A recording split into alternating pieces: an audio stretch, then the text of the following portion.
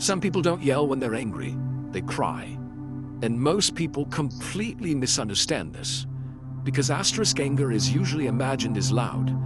It has a voice, it raises itself in arguments, slams doors, breaks silence, and demands to be heard. In films, anger is explosive. In real life, it often is too.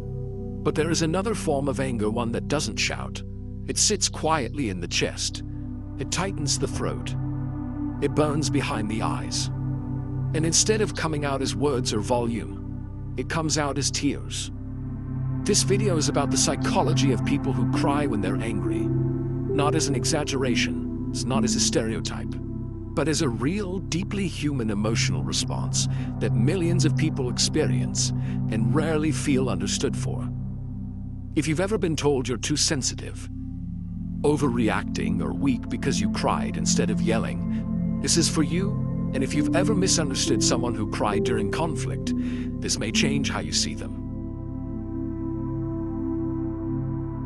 Crying during anger is often misinterpreted as sadness. But psychologically, it's rarely just sadness. It is usually a collision of emotions.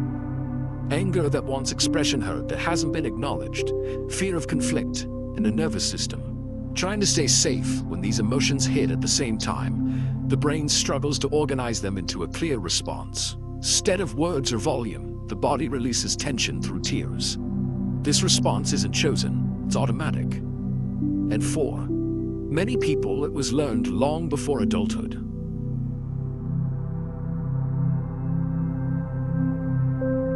Most people who cry when they're angry didn't wake up one day and decide to respond that way.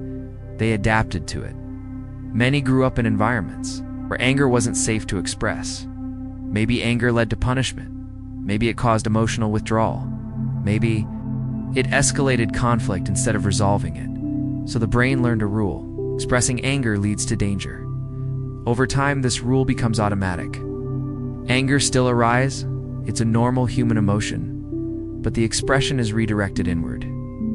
Tears become the safest outlet, not because the person is weak, but because their nervous system learned that silence was protection. When that effort reaches its limit, especially under stress, the body releases the pressure through tears. Crying, in this case, is not losing control. It's the final result of holding too much control for too long. From a biological perspective, anger activates the sympathetic nervous system, the system responsible for fight or flight. Crying, however, is often associated with emotional overwhelm and parasympathetic release. When both systems activate at the same time, the body enters a state of conflict. Fight urges appear. Withdrawal urges appear. The brain can't choose fast enough, so the body discharges. Psychologists often describe this pattern as emotional overcontrol.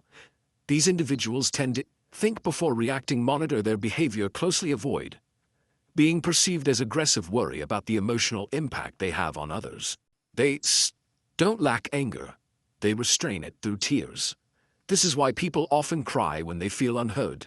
They feel unheard, feel treated unfairly. They're trying to stay calm while deeply upset. The tears aren't manipulation. They're regulation.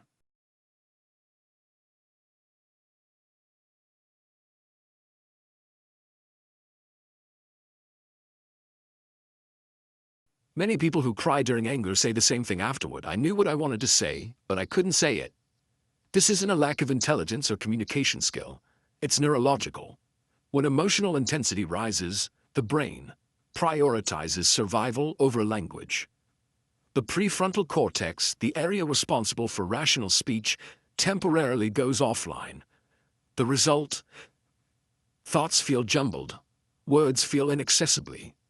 Motions feel overwhelming. It becomes the body's language when verbal language shuts down. People who cry when angry are often deeply empathetic. They are highly aware of how their words affect others even. In anger, they consider, will this hurt them? Will I regret this later? What if I say something irreversible? So they pause, they swallow words, they hold back.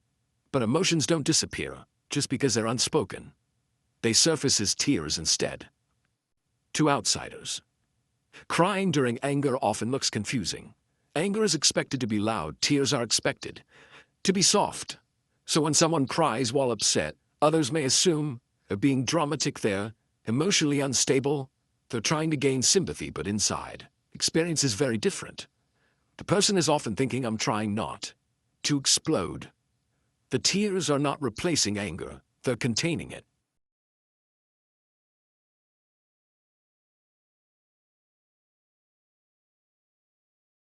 Another common trait is guilt. Many people who cry when angry believe anger itself is wrong. They associate it with harm. So when they feel angry, they also feel ashamed. This emotional conflict intensifies the response. Anger says something is wrong. Guilt says you shouldn't feel this way. Tears appear in the middle of that contradiction. Weakness avoids emotion. Crying confronts it. It means the person is feeling fully, even when it's uncomfortable. In many cases, crying in anger reflects high emotional sensitivity, strong internal regulation, a history of adapting to emotional environments. The traits are not flaws, they are survival strategies. This doesn't mean crying in anger is ideal or that shouting is better. Neither extreme leads to healthy communication. What matters is expression. Learning to express anger calmly, clearly, and without self-erasure is a skill. It takes practice, especially for those who learned early that silence was safety. Anger is not a failure of character. It's information. It signals. A boundary crossed, a value violated, a need unmet. When people cry instead of speak, that information often remains unshared. Healing involves learning to translate emotion into language slowly, safely, without force. If you cry when you're angry, you are not broken. Your nervous system learned to protect. Your emotions learn to find the safest exit available. But your feelings still matter, and they deserve a voice. Whether that voice is quiet, shaking, or still learning to speak. Some people express anger through volume, others through silence and tears. Both are human, but those who cry often carry more emotion than they ever show, an understanding that changes everything.